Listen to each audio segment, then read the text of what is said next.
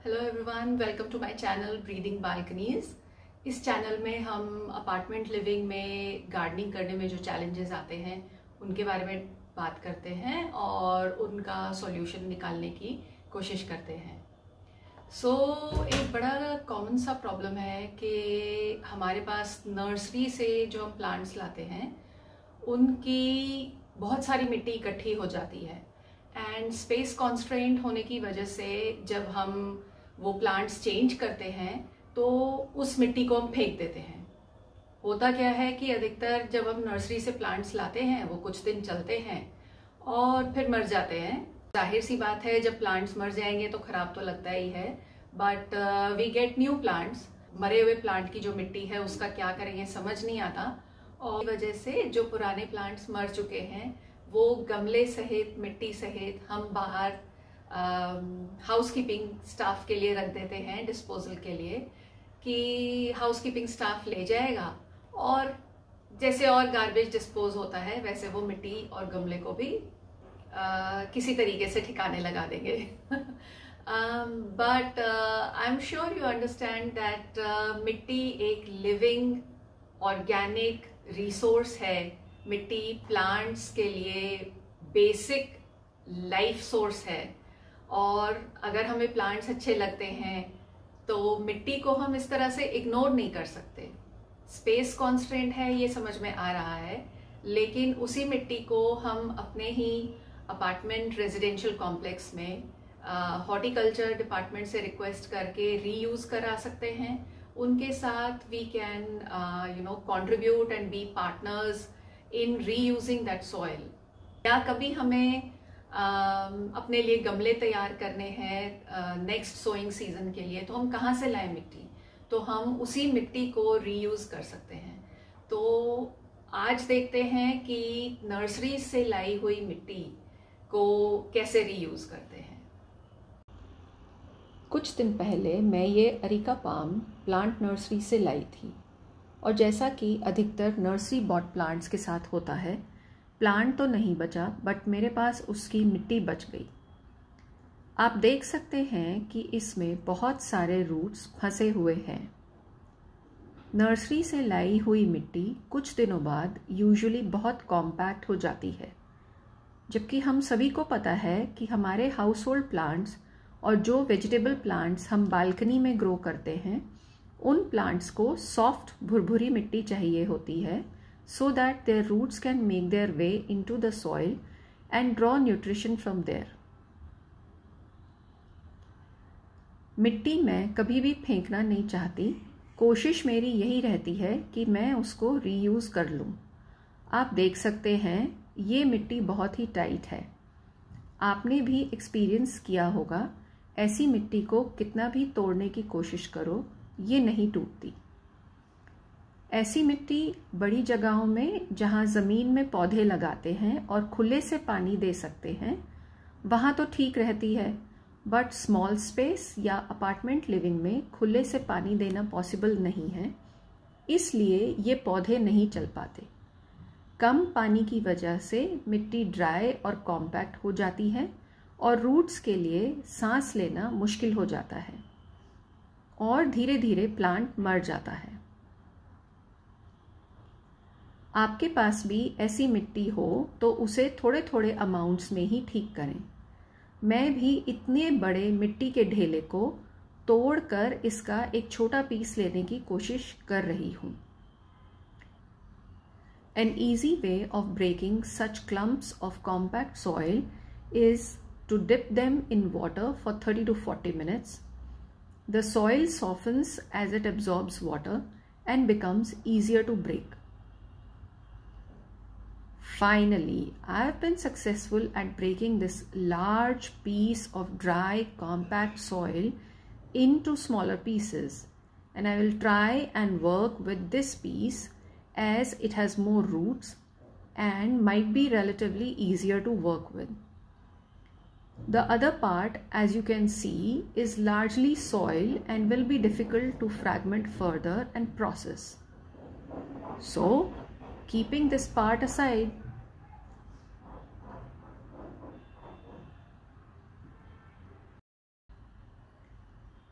Now मिट्टी वाला काम करने के लिए बहुत ज़रूरी है कि मिट्टी मॉइस्ट हो. Because I did not soak it earlier and it is so dry, I will add about a mug full of water to it. अगर आपने पहले से इसको पानी में डिप किया है तो उतना ही पानी डालें कि it remains moist but does not become wait. The next step is to add loads of garden soil, about 4 to 5 times the amount of compact soil that you're trying to reuse.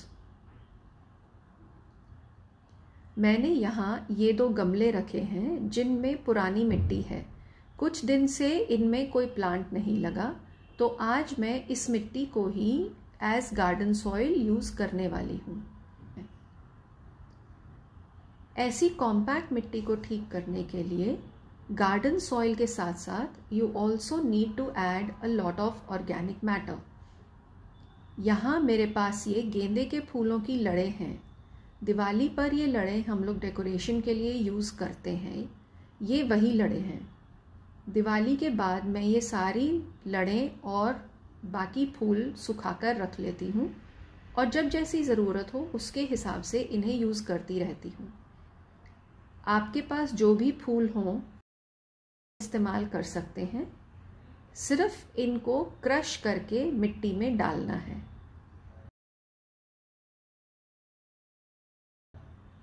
Next मैं इसमें सूखा उपला use कर रही हूँ.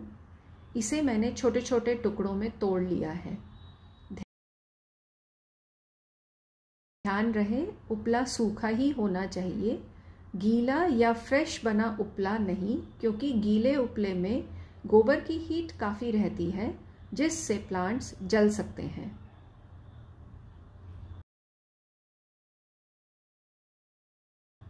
ये यहाँ सूखी नीम की पत्तियाँ हैं. जैसा कि आप जानते हैं neem acts as a pesticide. Soil में होने वाले पेस्ट्स को नीम ख़त्म करता है. Moreover it adds organic matter to the soil. आप नीम और कोई भी दूसरे प्लांट्स की सूखी पत्तियाँ क्रश करके डाल सकते हैं. ये यहाँ कोकोनट फाइबर है. ये मैं हमारी वेजिटेबल शॉप से ले आती हूँ. आप जब भी नारियल खरीदें तो आप भी ला सकते हैं. उसको टीज़ करके उसके फाइबर्स अलग अलग कर लें और फिर सिजर्स से छोटे छोटे पीसेस में काट लें. आप भी सोचेंगे ये क्या फालतू काम है, इतना तो टाइम ही नहीं होता. बट अगर आपका इंटरेस्ट है तो आप कभी ना कभी टाइम निकाल ही लेंगे. वैसे भी a little goes a long way. थोड़ा थोड़ा करके भी कोकोनट फाइबर वॉल्यूम में बहुत सारा हो जाता है. आप इसे टीवी देखते समय भी अलग अलग कर सकते हैं. And this is a very interesting activity to get younger children involve in. तो आप इसमें अपने छोटे बच्चों की मदद भी ले सकते हैं. उनको इस काम में बहुत ही मज़ा आएगा. कोकोनट फाइबर के साथ साथ या कोकोनट फाइबर के बदले आप कोकोपीट भी यूज़ कर सकते हैं. इन सब चीज़ों के अलावा आप होममेड कॉम्पोस्ट, एग शेल्स और हैंडमेड पेपर से बनी एग ट्रे भी इसमें डाल सकते हैं. विंटर्स में अगर आपको मूंगफली खाने का शौक है तो मूंगफली के छिलके बहुत हो जाते हैं. आप इन छिलकों को मिक्सी में पीसकर इस मिक्स में मिला सकते हैं. लोहड़ी या घर में किए बारबेक्यू से बची राख भी इसमें डाली जा सकती है. कुल मिलाकर जो भी ऑर्गेनिक मटेरियल्स आपके पास जिस भी अमाउंट में हैं वो आप इस सॉइल मिक्सचर में ऐड कर सकते हैं.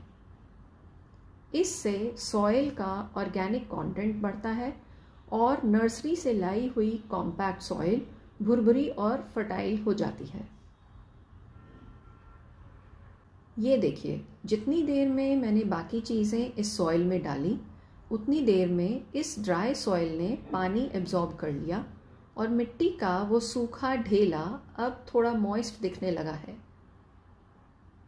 पानी डालने के बाद भी बीच बीच में ये मिट्टी कहीं कहीं पर ड्राई रह जाती है. Not to worry about it. Just break it into smaller chunks or sprinkle more water if it is too dry. And here goes the garden soil. आप चाहें तो इसमें मिट्टी के टूटे हुए गमलों के पीसेस भी डाल सकते हैं. With time, गमलों के वो छोटे छोटे पीसेस डिसइंटीग्रेट होकर मिट्टी में ही मिल जाते हैं. ध्यान रहे, मैं टूटे हुए मिट्टी के गमलों की बात कर रही हूँ, सीमेंट के गमलों की नहीं. सब ड्राई ऑर्गेनिक मैटर डालने के बाद mix everything thoroughly. As you mix, you will notice that the soil starts smelling earthy. इस earthy smell से पता चलता है कि आप जो कर रहे हैं बिल्कुल सही कर रहे हैं. अच्छे से इन सभी चीज़ों को 5 से 10 मिनट तक मिक्स करें ताकि ये सब आपस में घुल मिल जाएं. इस सॉइल मिक्स को आप तुरंत यूज़ कर सकते हैं या गमलों में, पॉलीथीन बैग्स में या कार्टन्स में भर के स्टोर कर सकते हैं. जब ज़रूरत हो तब यूज़ करिए. This is a very good soil mix for starting seeds और planting new plants. As you use this soil, all the organic matter added to it works as great soil amendment. It retains moisture, so you will need to add less water to it. With time, it breaks down, releasing nutrition for your plants, keeping them healthy and flourishing.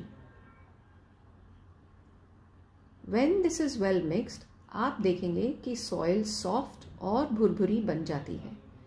It gets the consistency of freshly harvested compost or used tea leaves. ये देखिए, ये soil अब अच्छी तरह से mix हो गई है और कॉम्पैक्ट मिट्टी बिल्कुल दिखाई नहीं दे रही है.